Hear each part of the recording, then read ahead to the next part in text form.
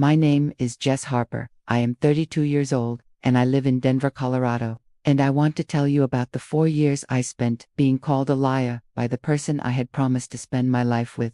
Not because I had lied, but because someone who loved him more than she loved the truth had decided from the very beginning that I was not supposed to be there. I want to tell you what it feels like to watch the person who knows you best slowly stop knowing you at all. To watch trust dissolve not in one dramatic moment but in 100 small ones, and I want to tell you what happened 18 months after I walked away, when the same woman who spent 4 years poisoning my marriage turned around and did the exact same thing to him. Before I tell you any of that, I want to tell you who I was when this started, because I was not a difficult person, not a dramatic one, not someone who came into that marriage looking for conflict. I was a 30-year-old elementary school teacher who had spent her career learning how to build trust with small people, still figuring out the world. I brought that same patience and good faith into my marriage and into his family, without hesitation and without reservation. I was the kind of woman who assumed good faith, who gave people the benefit of the doubt longer than was probably wise. I told myself that friction was normal and that time and genuine effort would smooth most of it out if I just stayed consistent and kept showing up. I was wrong about that. And the specific way I was wrong is what I want to tell you. Because I think a lot of women watching this have been wrong about it in exactly the same way. I met Ryan at a fundraiser in the spring of 2012, and he was the kind of man who made you feel like the most important person in the room without appearing to try. I now understand that is a skill, and not always a virtue, depending on what it is being used for and who is doing the using. We dated for 2 years and married in 2014. And the early years of our marriage were the years I had always imagined my life would look like: a house, a partnership, the particular warmth of a shared life still new enough to feel chosen, rather than simply settled into. His sister Diane was present from the beginning. Not a villain in any obvious sense, simply a woman who had decided her brother was hers and that anyone he chose was a competitor. She was charming in company and careful about it. Never said anything to my face that could be called unkind. Always the first to offer help and the last to leave. The kind of person who collects goodwill the way other people collect insurance, storing it carefully for a day when she might need to spend it. The first lie happened about 6 months into the marriage, small enough that I almost missed it. Ryan came home one evening and said that Diane had mentioned something I had said at a family dinner the previous weekend that had concerned her. He said it carefully, not accusatory, just checking. The way you check something that does not quite fit with what you know about a person. I told him I had not said that, and he said he was sure there was just a misunderstanding somewhere between what was said and what was heard. But the word misunderstanding sat in me uncomfortably, because a misunderstanding requires 2 people to have heard something different, and I was certain I had not said what Diane reported.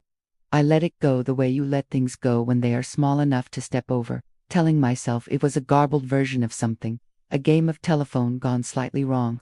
The second lie happened 3 months later, and the third 2 months after that. By the end of the first year there had been enough of them that I had started keeping a notebook, not because I had a plan, but because I needed somewhere to put the weight of it. The notebook became my evidence and my sanity, dates and quotes and the specific words Diane had reportedly said I had said. Beside each one I wrote a note about what had actually happened, who else had been present, and what anyone who was there could have confirmed. Ryan always gave his sister the benefit of the doubt, and I always understood why. She had been the constant in a childhood that had not always been stable. She had looked out for him when no one else did, and that history was real, and I was not asking him to pretend it was not. What I was asking was for him to consider that the person he trusted most was not always telling him the truth about the person he had married.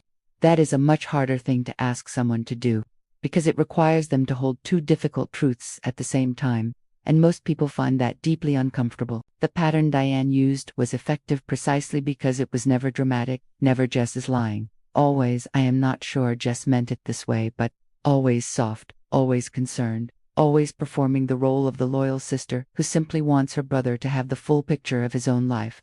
What the full picture actually contained was a version of me I did not recognize. A woman who was critical of Ryan's family behind closed doors, dismissive of his sister's feelings, careless about the way she spoke about the people her husband loved most, the kind of wife who complained and undermined. That woman was not me, but she was the woman Ryan was slowly beginning to see when he looked at me. And the gap between who I was and who Diane was telling him I was became the space our marriage slowly fell into over the following years. I want to tell you what that gap feels like from the inside, because I think it is important to name it accurately. It feels like standing in your own life and slowly becoming a stranger to it.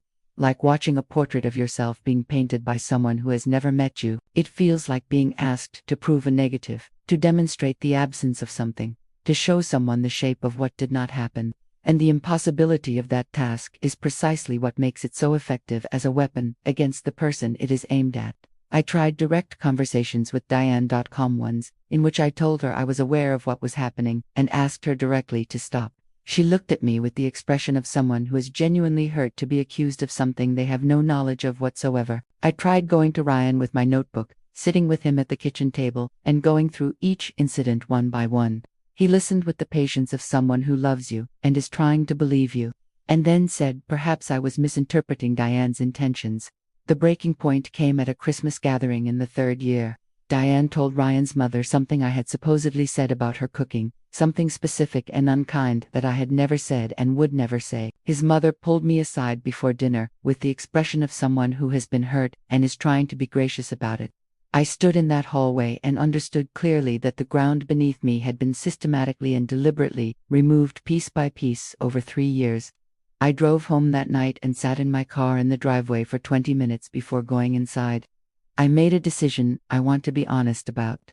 I did not decide to leave because I had stopped loving Ryan. I still loved him at that point. I decided to leave because staying was costing me something I could not get back. Not the marriage, but the quiet certainty of knowing who I was. The conversation with Ryan that night was the most honest we had in 4 years of marriage. I told him exactly what I had watched happen, and exactly what it had done to me over 3 years of small, consistent damage. I told him I was not willing to continue building a life with someone who consistently chose his sister's version of events over my direct experience of them. He said he did not know what to believe, and I told him that was the truest thing he had said to me in a very long time. I moved out the following week without drama and without performing a grief I did not owe him or anyone else in that family. The 18 months that followed were the months in which I rebuilt myself. And I want to tell you about that because it is the part that matters most. I moved into an apartment 2 miles from the school where I taught, and I spent those months doing the quiet work of returning to myself, cooking meals I actually wanted to eat, choosing how to spend my weekends without negotiation, waking up without the low, constant hum of being misrepresented. I went to therapy, and my therapist said something in our 4th session that I have thought about many times since. She said the most insidious thing about being systematically lied about is not the specific lies themselves, it is the way it makes you doubt your own perception. She was right about that, and undoing it took longer than almost anything else, longer than the grief and longer than the anger. The slow relearning of trust in my own experience, the returning certainty that what I observed was real and did not require anyone else's confirmation. I also spent those months simply existing without managing anything, without monitoring the gap between who I was and who someone else was saying I was. The relief of that was something I had not fully anticipated when I finally had it, how much space it returned to me. I had forgotten what it felt like to be inside my own life without a second version of it running alongside. And finding that feeling again was everything. There were also friendships I had allowed to thin out because I had not had enough of myself left over to maintain them during those difficult years. Reaching back out to those people was humbling, but without exception, every person I reached out to showed up, and that told me something important. The relationships that are truly yours do not require you to have been perfect or present or available in order for them to still be there when you return. I want to tell you about the moment I knew I had fully come back to myself, because those moments are worth naming when they arrive. Mine arrived on an ordinary Saturday morning when I walked into a coffee shop alone and sat by the window and felt nothing except the simple pleasure of being exactly where I was. No monitoring, no bracing, no background awareness of how I was being perceived or described somewhere by someone with bad intentions. Just the coffee and the window and the morning. And I sat there for 2 hours and let it be exactly what it was, which was entirely mine. I had been at the apartment for 18 months when Ryan called on a Tuesday evening. I knew from the sound of his voice before he had said 10 words that something significant had happened, something he could not manage alone. He told me that Diane had told his business partner a story about Ryan that was not true.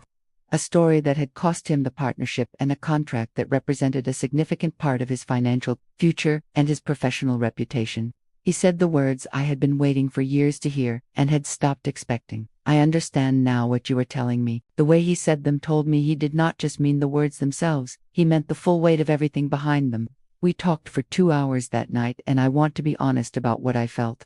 It was not the satisfaction that people expect you to feel when someone who hurt you finally understands. It was something quieter and more complicated. It was grief mostly, for the years we had lost and the version of us that had not survived them. And it was also a kind of clarity, the clarity that comes when something you have known for a long time is finally confirmed out loud by the person whose confirmation you most needed. Ryan asked if there was any possibility of rebuilding what we had, and I told him the truth.